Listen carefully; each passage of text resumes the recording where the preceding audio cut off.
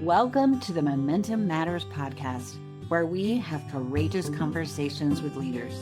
You'll hear about their accomplishments, their experiences, their challenges, and best advice. If you are inspired by individuals who have overcome the barriers and gone on to do extraordinary things, you are in the right place. Charles, thank you so much for joining us today for the Momentum Matters podcast. How are you? Of course. Yeah, I'm fantastic. Thank you. We're excited to be here. Good. It's a Friday afternoon.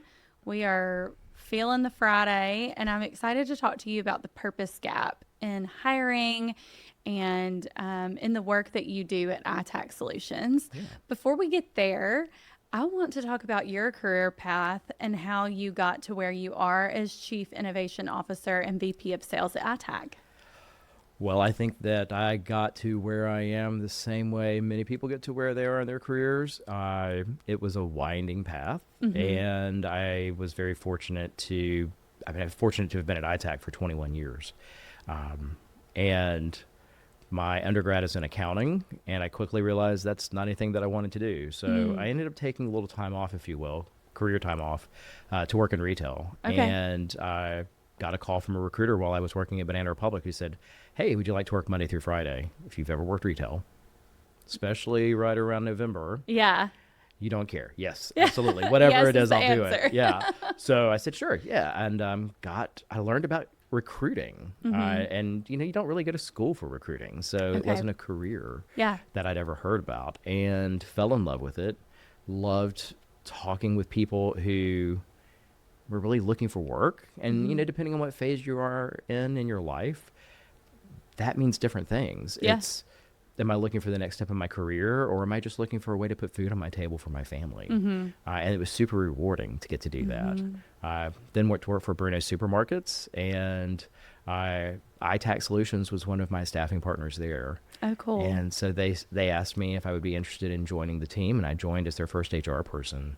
And what we do is an extension of HR. And so it's just been a natural evolution for me in my career there. That's awesome. Yeah. And I'm so grateful that you shared that path with us. And I love that you kind of fell into it a bit, and it seems as though you found your purpose there.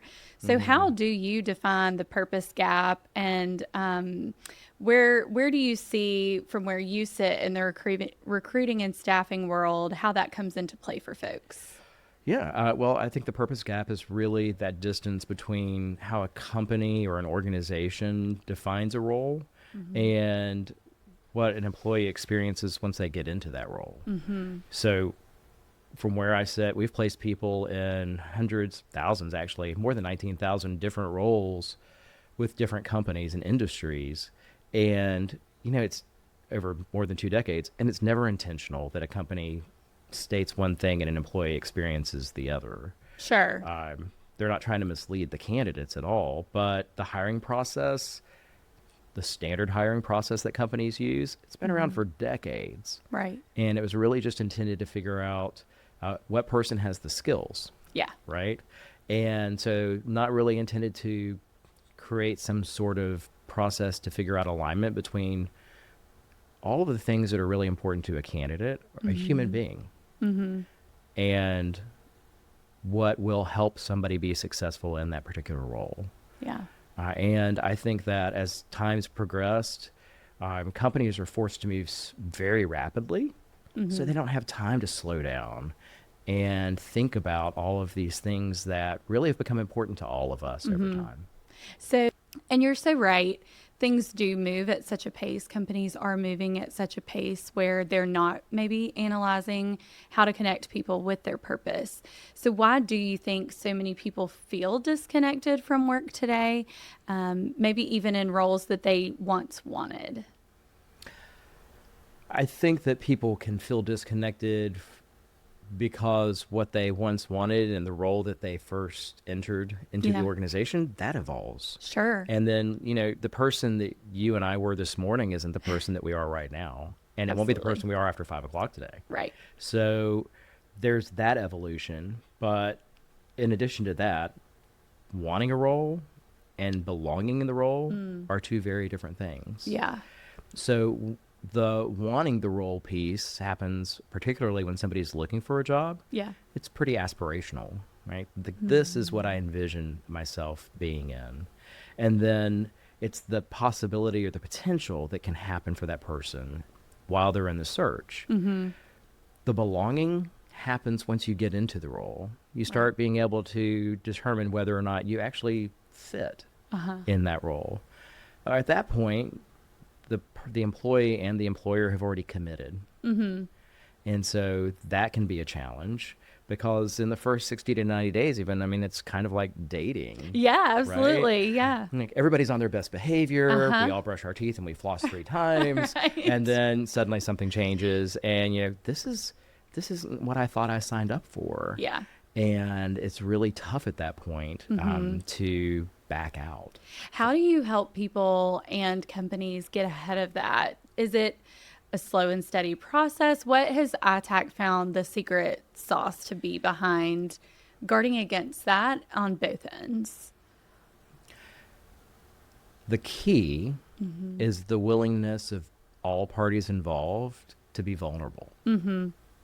And for candidates, it is being able to identify what is most important to them, what their why might be, and aligning that with the role.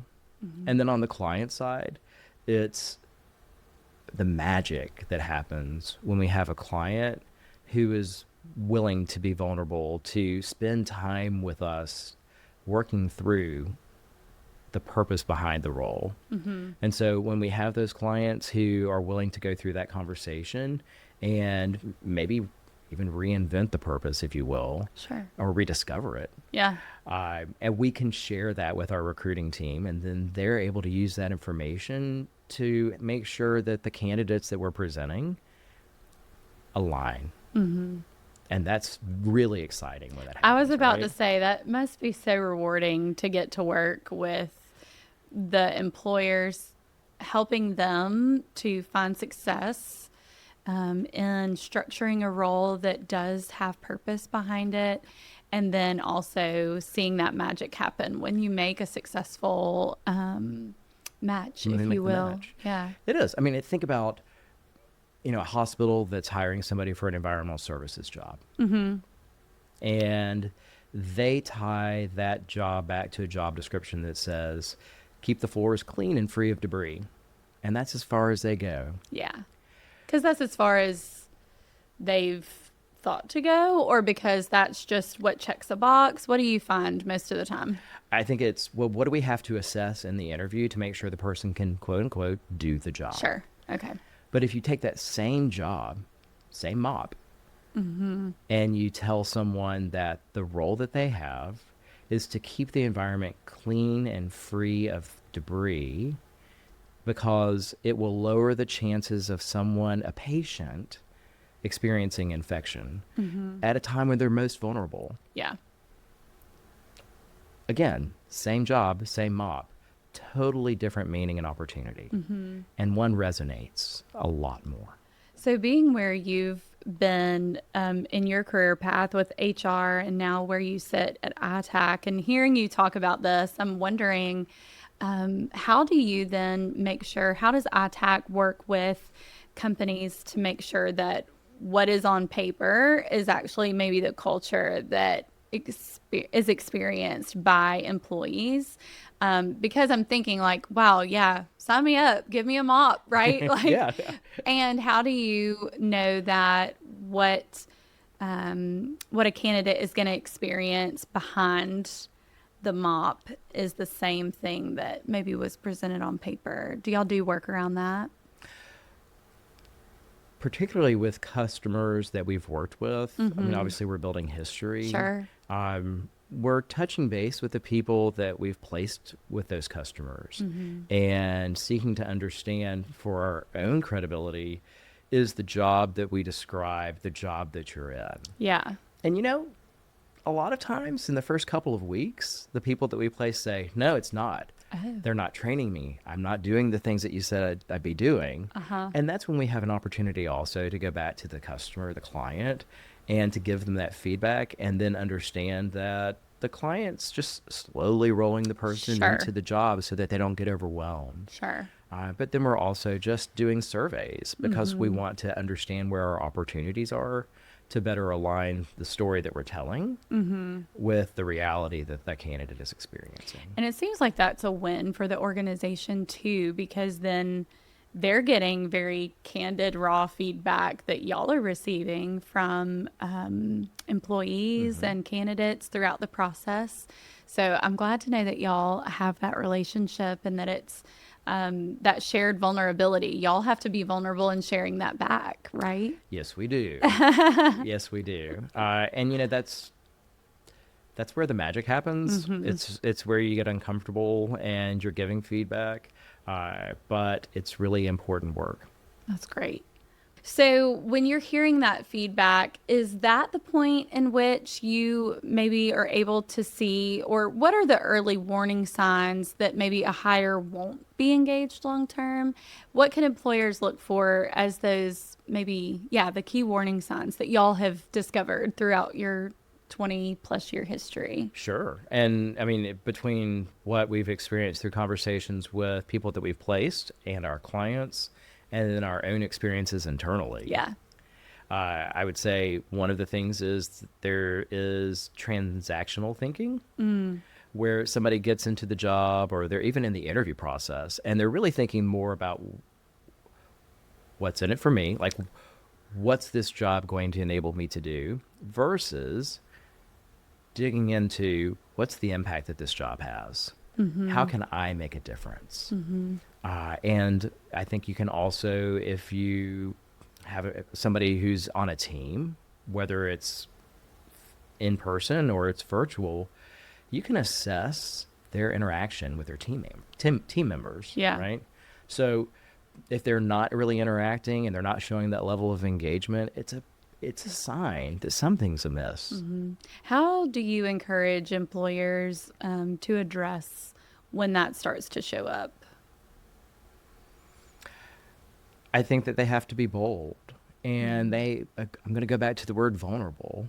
There's a lot of pressure to make the right hiring choice. Sure. And we understand all of the cost that's involved with making the wrong hiring choice. Yeah, it's expensive. It is expensive. It's 50 to 200 times the salary, 50% to 200 times % more than the salary. And so that's really, really costly.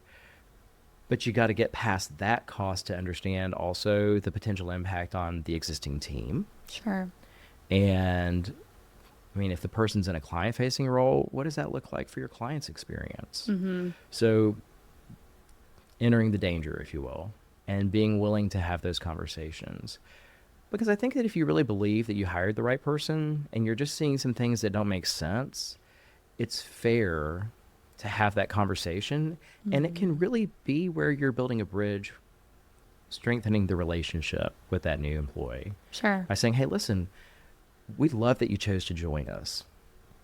Something doesn't seem right. Let's talk about that. Because if you really like what the opportunity that's here, then maybe there's just a disconnect and we can fix that. Yeah. But you've got to be willing to do it, which sometimes means you also have to slow down. Yeah. That's a really, really good point, and something that I think we have to be reminded of as leaders is it is important to slow down before making any too quick of a judgment or moving on too quickly, because to your point, being vulnerable and figuring that out can make all of the difference. How quickly, speaking of the wrong hire, how quickly, and you kind of talked about this, do y'all see a trend in how quickly that can pan out, or the average life cycle that it can pan out in when it is a wrong hire? And how do y'all come back to the table and reassess? What does that tend to look like? Well, it's probably not the best answer for a podcast, but I would say it depends. Yeah. It really depends on whether or not the role has a 6-month ramp-up time. Right. Or it's within 2 weeks, the person should be understanding what the job is like. Yeah. But I'd say within the first 60 to 90 days, typically our clients know whether or not it's going to work out. And I think for people that we've placed within that same 60 to 90 days, they also know, hey, this is going to work out or this isn't going to work out. Yeah. And there's a ton of anecdotal information out there that says that in that same period of time, people who start a new job are still willing to listen to somebody else if they're knocking on their door. Right. Yeah. Oh, okay. Got you. So okay. they start the new job, really excited, but they get a phone call from somebody a company they applied to 6 months before. In that first 60 to 90 days, they may be willing to listen, which for me says it's even more important that in that first 60 to 90 days, the new employee feels that they have the comfort and security that they're under the wing of their manager and a member of their team. That's so valuable to hear. And that is the perfect segue into my next question, which is beyond salary, what is it that you all see that candidates are prioritizing right now, especially given all of the change from post-COVID, some people having to go back to the office, some people still being totally remote? What do you see from where you sit on what folks are prioritizing? Is it a certain work situation like that? Is it certain company culture? What do you see? Yeah, I would say one of the things that most people are looking for is the trajectory of the job. Right? So where is the job going to go and how am I going to grow? It doesn't really matter what stage you're in your career. You know that you're taking time away from somewhere else. Sure. And someone else. Yeah. So you want to make sure that it's a good investment and that you're going to be able to go someplace else in that career. So that's really important. I think that everyone wants to have a manager who sees them as a person, not headcount, not somebody else that they have to write a review for or approve a time card for. That direct relationship with the manager matters a lot more than the company brand. Wow. There's that adage of people don't leave their companies, they leave their managers. Yeah. And I believe that a lot of times people stay because of their managers. So I think that's very important. And then again, back to purpose. It's that connection, that understanding that what I'm doing matters. It has relevance for other people or for the company and the big project. Very, very important. I think, when you're talking about work situation, whether it's remote or on-site or hybrid, yeah, that's very important. And sometimes when someone's interviewing, they say, I want flexibility.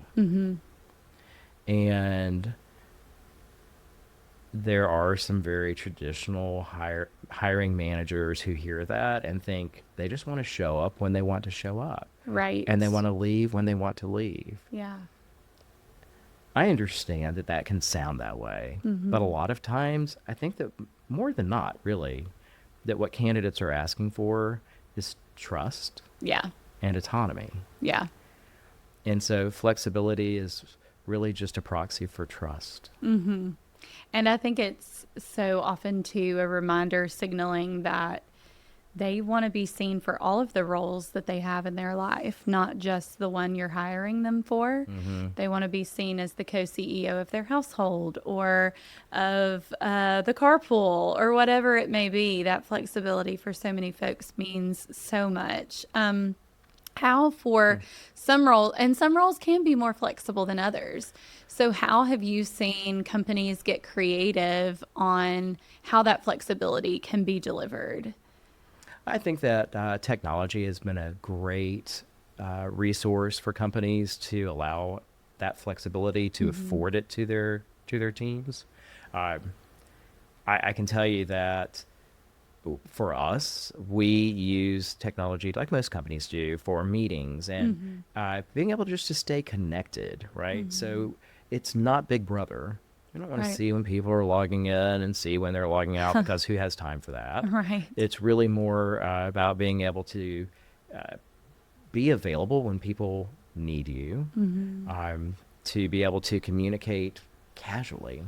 I don't want to have to set up a meeting if I need to ask somebody a quick question. Right. I just want to be able to chat. And it's also a great opportunity just to say, hey, how's your day going? Right.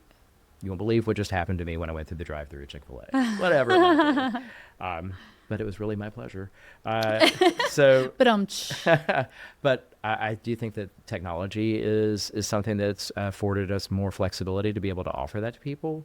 And there's still the old concept of job sharing, where people can share the same job. Sometimes one person's in the office and the other person's working remotely, and vice versa. But frankly, jobs are changing. The nature of jobs is changing so rapidly that it's incumbent on everyone to provide that flexibility. So let's tap in there. What is the change that is happening? What, from where you sit, what is the biggest change? Maybe it's AI, maybe it's not. What is it from your perspective? The biggest change? Well, more and more we are hearing customers ask for candidates or employees who do have some sort of AI acumen. Oh, okay. Interest. Okay. There was the Harvard Business Review that was from a few years back, and the big article, the title of the article was "AI will not replace your job, but somebody who uses AI will." Yeah. And so I think that is definitely something that is changing the face of work. And everyone's trying to figure out what that really means. I was reading a story, and there was a tech group that insisted that their developers use AI. Said, you're going to use this, you should be able to get the project done in a week. Okay. It didn't happen. And why? Because the developers said, if we do this, it's going to replace our jobs. Well, the disconnect there is that what it really could do would be open the door for those developers to take on new projects, different projects. So we're all having to shift our mindset on, is AI a threat or an opportunity? Yeah. And what say you on that? Oh, I love it. I think it is a tremendous opportunity. Being able to deliver faster, better service, to be able to communicate more effectively, because we can quickly understand what's important to a person or to a business, and know how we align so we can deliver faster, better service. Man, it's a game changer. Yeah. And besides that, it's also helped me figure out how to do the landscaping in my front yard. I'm always so interested in how other people prompt AI, from learning how to set up a travel itinerary to, you just mentioned landscaping. It's I can't remember how I used it this morning before I got to work, but I'm sure that I did. And that's so interesting. And I think you're right. I think it is an opportunity. It will never be human, which is the edge we have, is to put ourselves in and utilizing it as an opportunity and as a tool. And I'm glad to know that it's helped you all at ITAC to be able to serve your customers better, faster, and maybe more accurately. How many candidates would you say that y'all maybe interact with a month or a year, or? Oh, goodness. Thousands, hundreds? I mean, so we've been around for 26 years. Yeah. We have probably 500,000 quote unquote candidates in our database.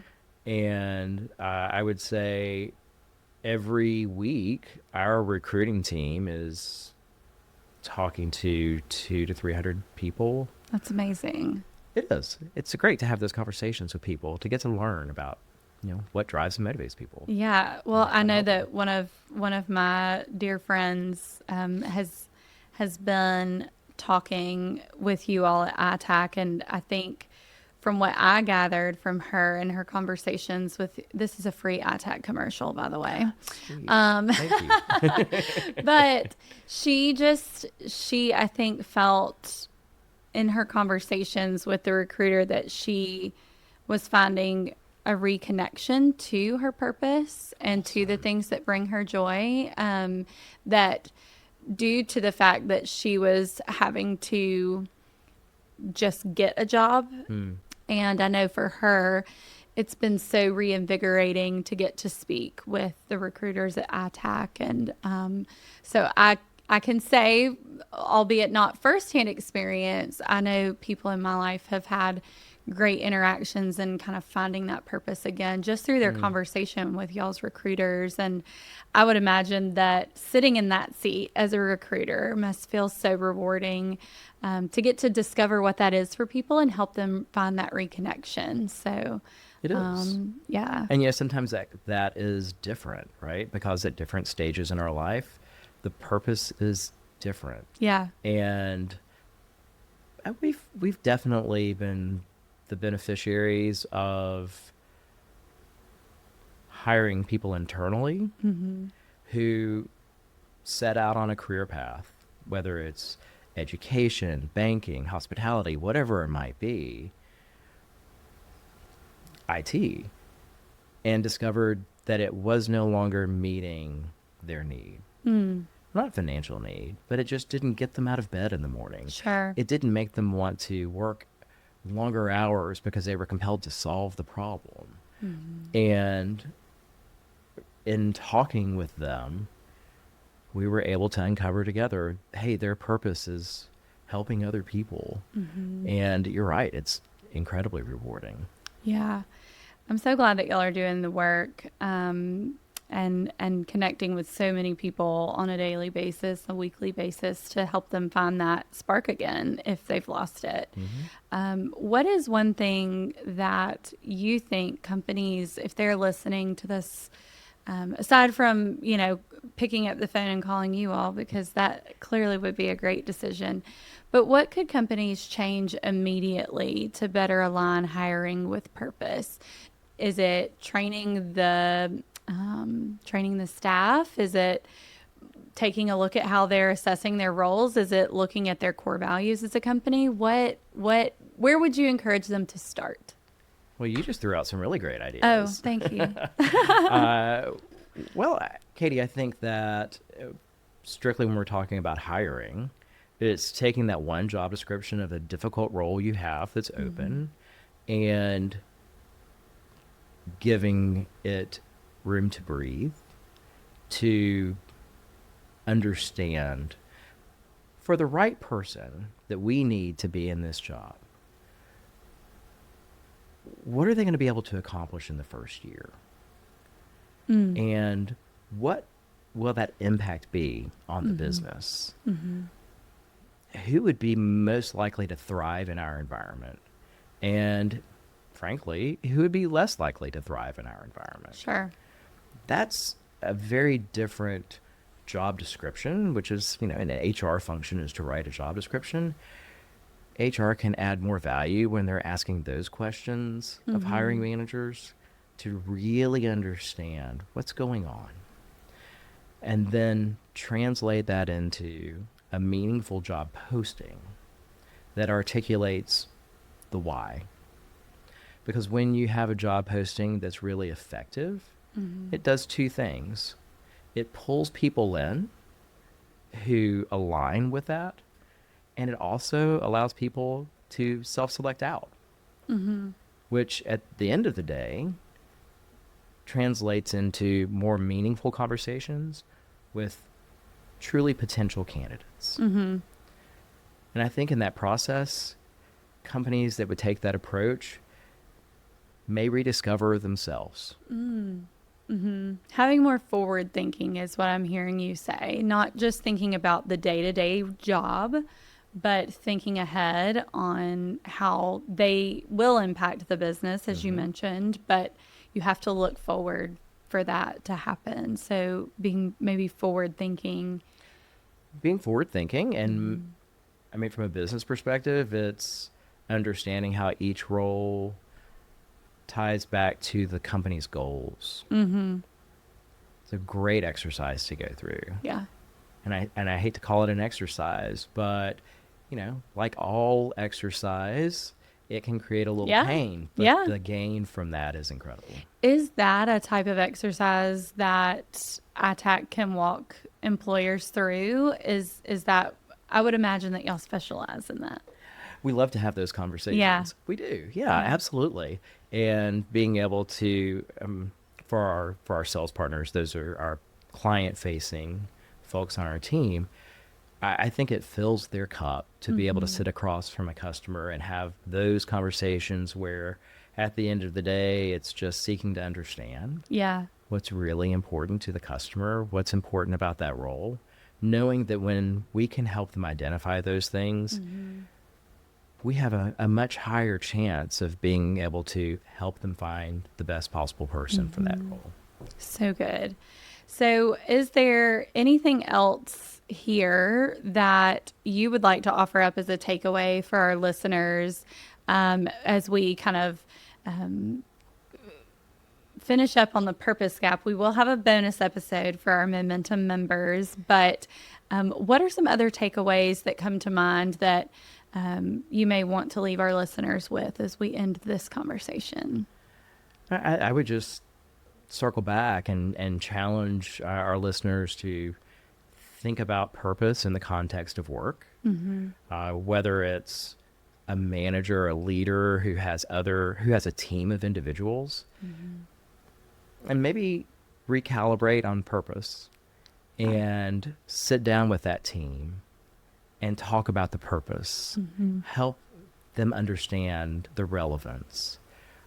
My challenge would be that if they invest that time, they are going to see an uptake in productivity, in morale, in culture. And don't assume that it has to start at the top. It can happen in any department within an organization. Okay. And it can be something that is a real game changer, particularly in a time when, the economy is up and down. Yeah. Do all the things that you can do to impact everybody's day in a positive way. Well, I'm so grateful for this conversation. And as promised, I do have some rapid fire questions to end our time together that I know you are so excited to answer. So the simple ground rules are that it's just a 1 or 2 word answer for me and for our listeners. So, Charles, where are you originally from? Melbourne, Florida. Melbourne, Florida. What part of Florida is that? It's on the East Coast, Central Florida. So about an hour east of Orlando. So did you grow up going to Disney World? Oh, I grew up going to Disney World like I go to Publix now. Yeah. Really? Yeah, absolutely. How lucky. Now, granted, I'm 54, so going to Disney World then was just going to the Magic Kingdom, but it was fantastic. Okay, well, my follow-up question to that is favorite ride at Disney World? Oh, Guardians of the Galaxy. It's so good. It is so much fun. It's so good. And you can only ride it like once or twice a day. And I think I would just get back in line and ride it all day long. It's so awesome. I love it. Okay, my next question, being that you're from Florida, do you have a side when it comes to Alabama or Auburn? Oh, no. Because I went to high school in another state where there is an SEC team. It was Knoxville. Oh. So, yeah. Okay. And so moving here, no allegiance You're to so either neutral, university. Well, except HR. when it comes to the, And so it's always fun whenever we hire someone new and we send out that announcement and have to say, this is the university this person attended. There's kind of an ongoing count. So I think right now Auburn is ahead. Oh, wow. Okay. Okay. That's insights people need to know. Insight. Okay. And then my final question for you is, where is the most favorite place you've ever traveled to for work or for fun? Well, I'd never been to Paris. And so prior to going to Paris in 2004, it was Manhattan. Okay. In a city filled with millions of people, being able to drop into it and feel like you have all the space in the world. It's pretty incredible. But I went to Paris a couple of years ago, and I'm going in a couple of weeks for the French Open. Oh, cool. Yeah, so I'm really excited about getting to go back. Yeah. Oh, wonderful. Well, I'll have to add Paris to my list. For our Momentum members, we will have a bonus episode about how to communicate your why and your purpose. So for those who would like to go a little deeper, we will be continuing the conversation.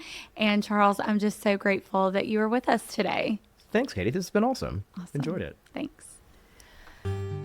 Thank you for listening to Momentum Matters. We invite you to subscribe to our podcast as we share more important conversations with women leaders.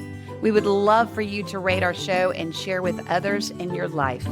This episode of Momentum Matters was produced by Social U and brought to you by America's Thrift Stores, Blue Cross and Blue Shield of Alabama, Protective Life, and Regions Bank. A full list of corporate partners can be found at momentumleaders.org. We also want to thank the individual donors, Momentum members, and volunteers for their commitment to our mission.